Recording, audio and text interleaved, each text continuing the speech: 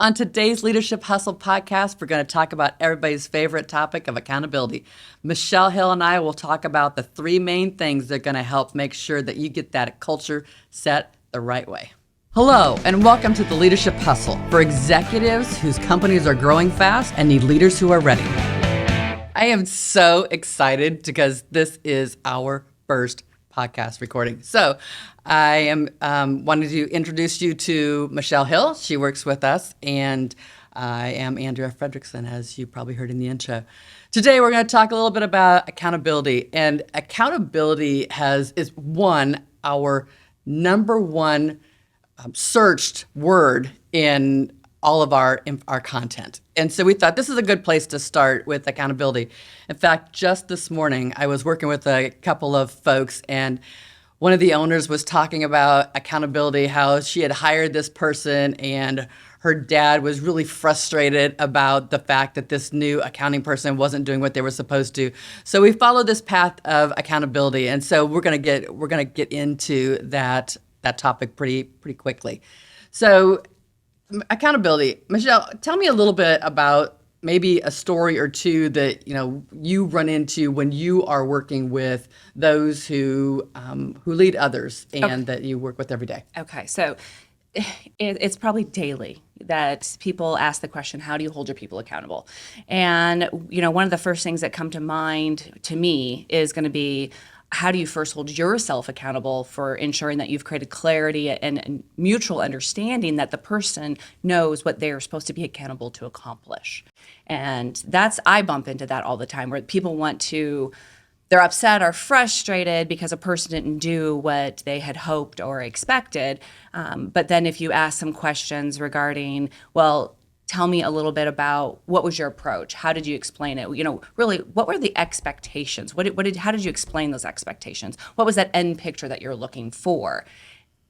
That often gets gray, and a lot of times not much. Right. And then we get mad because a person didn't accomplish what we wanted to accomplish.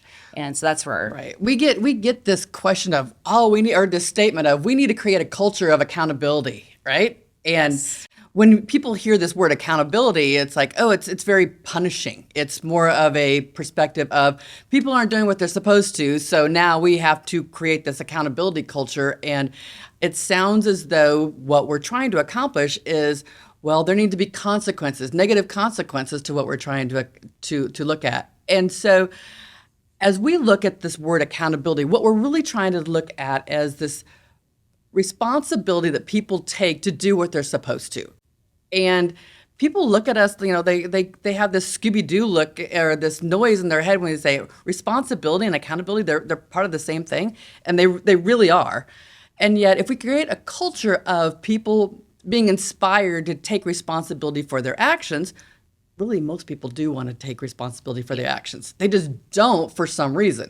So let's go back to this clarity conversation. What are some of the reasons why this concept of clarity really gets in the way of preventing accountability? Well, I think what can get in the way is, I love the phrase, knowledge does not equal understanding. Or actually, knowledge isn't, I love that one too. But there's also the phrase where, knowledge is power. No. It's going to come to me eventually. Anyway, having too much information can actually create more problems, because you're the expert at whatever it is that you're doing, and you're asking someone to do that and to get it done. And because you know so much information and you know how to do it, oftentimes we don't provide that newer person or that unexperienced person with the information they need. So we just kind of hop right to So the phrase is the curse of knowledge. Thank you. Right? Yes, the curse of knowledge. So I knew it would come back. The curse of knowledge, just as this person was talking to me this morning, she was explaining that she'd asked this person to do something, and she even said, hey, I just need this done by Friday. Let me know if there's going to be a problem. It's been a week since she's followed up with this person. I'm like, why did it take a week? She's like, well, I have all these reasons and all these excuses. I said, well, both of you didn't meet an expectation. both of you didn't take responsibility for what was going on. So if we want to create a culture of accountability, let's talk about creating clarity about what those expectations are. So as we continue to go down this path of accountability, what she did is said, oh, well, I told her she needed it Friday. I said, but did you say when you're going to follow up? Did you say anything about what your responsibility was in this situation? So in her defense, she's like, no, I didn't. But she's learning. She's going through the process. But we as leaders, we have so much knowledge in our head. I remember working with one of our coworkers, and trust me, my personality is when I ask for something, I'm thinking it was done 10 minutes ago, right? My patience level sometimes is a little short. So I would ask her to do something, and she would very clearly say yes, she would take care of it. And then the next minute or the next day or the next day or two, I'd say, hey, did you get that done? And she'd look at me like, no.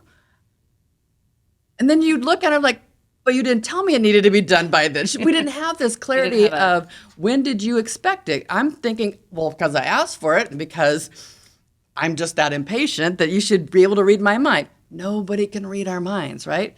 So the clearer we are with those expectations, and we're talking just something really, really simple with deadlines, target dates, and even to the point where if you run into trouble accomplishing one of those things, don't wait till the 11th hour because I can't help you at the 11th hour.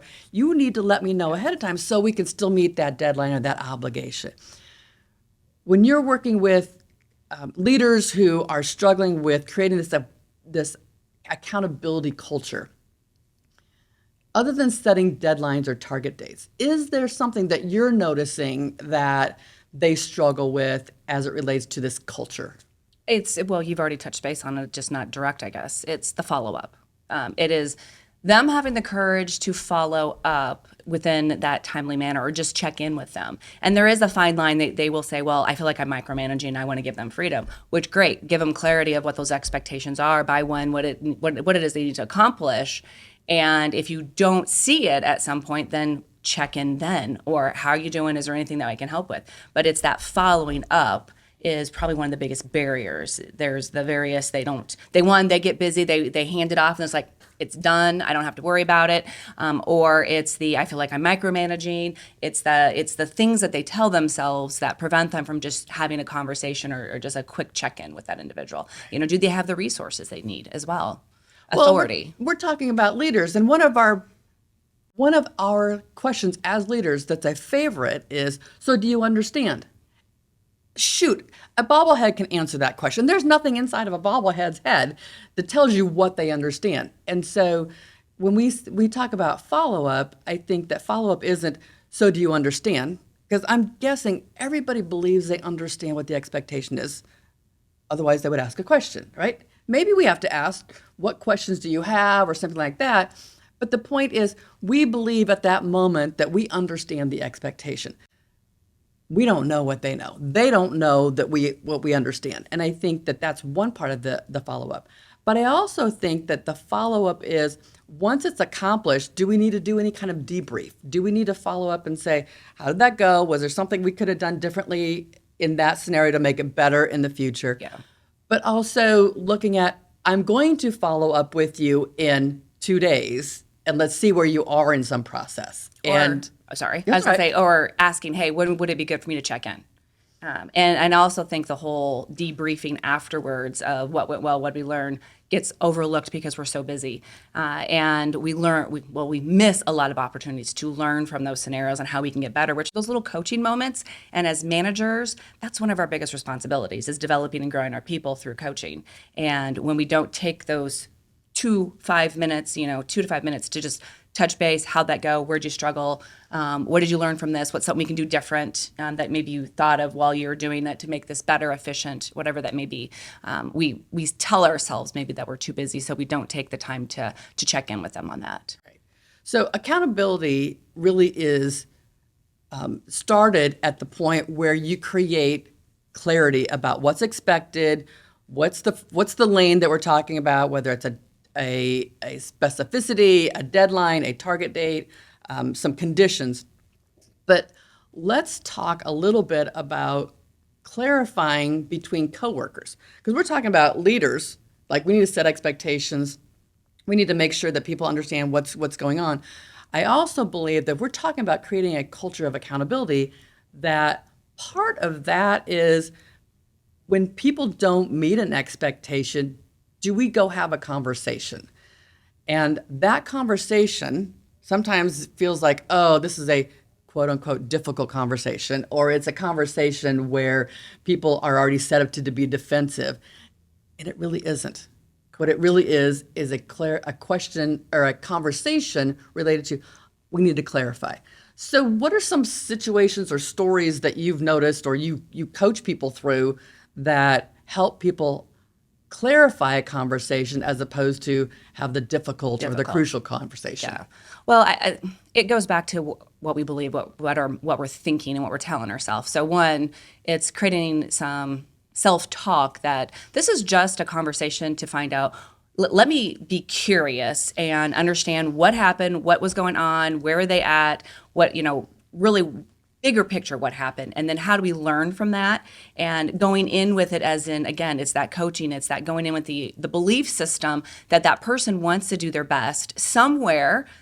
If we don't see the results that we're looking for, somewhere there was probably a disconnect, somewhere there was a misunderstanding. No one, we always say this, no one gets up to say, how can I screw up everyone's day today? So it's a belief that they have good intentions. We just need to figure out where the little disconnect took place. Let's do a little coaching, learn, and help them be better. And either help them go back and work on whatever it is they need to accomplish, or moving forward, help them be better at it. The other thing that we didn't touch base on when we talk about that, creating that culture of accountability, is the why.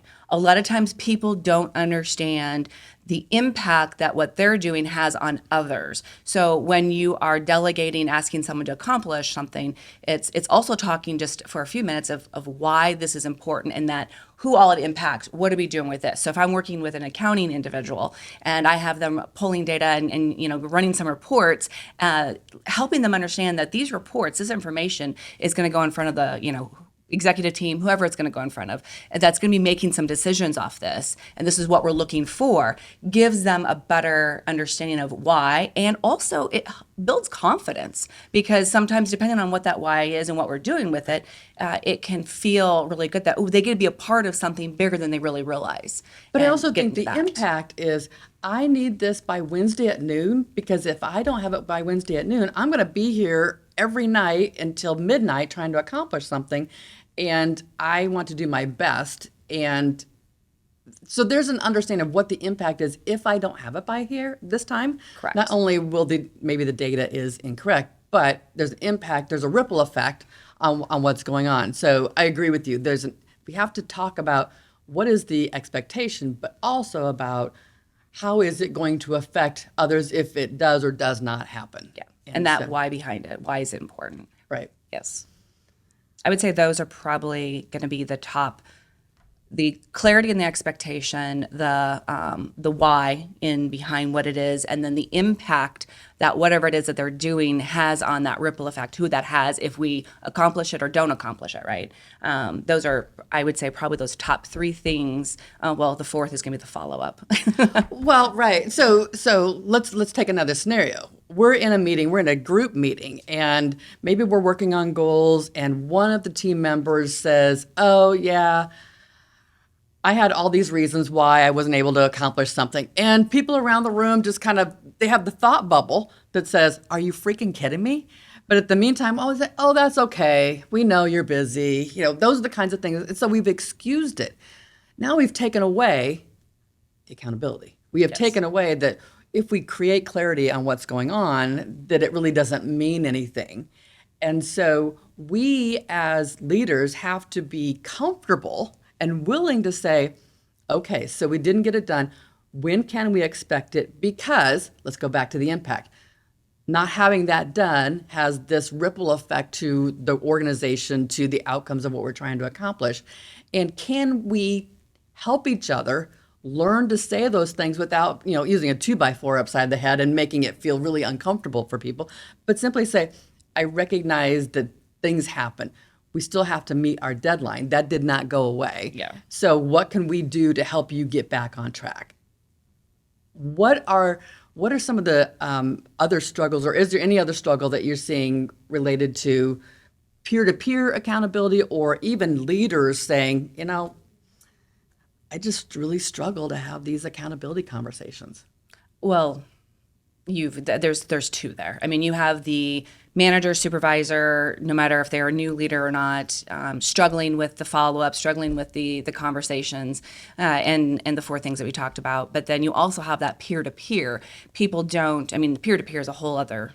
That's a whole episode. We'll do that. That's a whole other animal there. Because that peer-to-peer, people don't feel as if though they can speak up at times, or they will speak up and they may be a little more aggressive. So then that person may feel defensive too. So it's how do we just have, again, another conversation, whether you're peer-to-peer or even the manager, but where we're creating clarity of what you're working on, what I'm working on, when we're going to have it done by, and if we're not, what are we going to communicate sooner than later, so we can ensure that maybe one person can jump in and help. But it's creating that clarity when we first start it with that peer-to-peer. Right.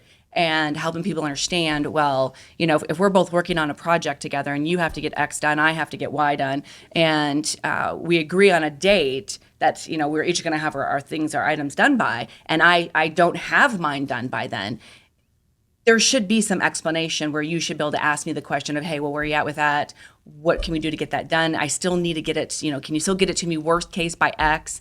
And, this is why it's important kind of scenario, which is just a conversation, not I'm calling you out and we're going to battle. So that's where this is not punishment. This is not discipline. This is, all right, here's where we are. How do we course correct to get us back? Correct. So proactively course correct. Proactively. So creating a culture of accountability, the most critical aspect of this is creating clarity.